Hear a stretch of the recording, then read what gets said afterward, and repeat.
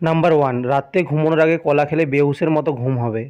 Number 2, নিয়মিত লেবুর রস খেলে শরীর থেকে বিষাক্ত পদার্থ দূর হয়ে যায়।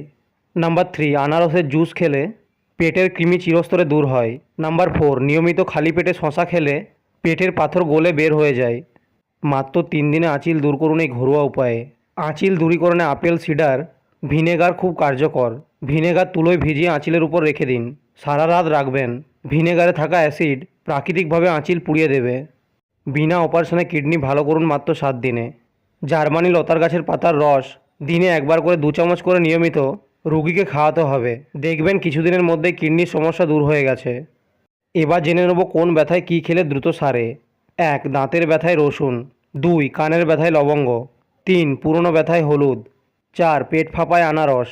5, সাইনাসের ব্যথায় সজনে। 6, আঘাতের ব্যথায় জল। 7, জয়েন্ট ও হাঁটুর ব্যথায় চেরি ফল।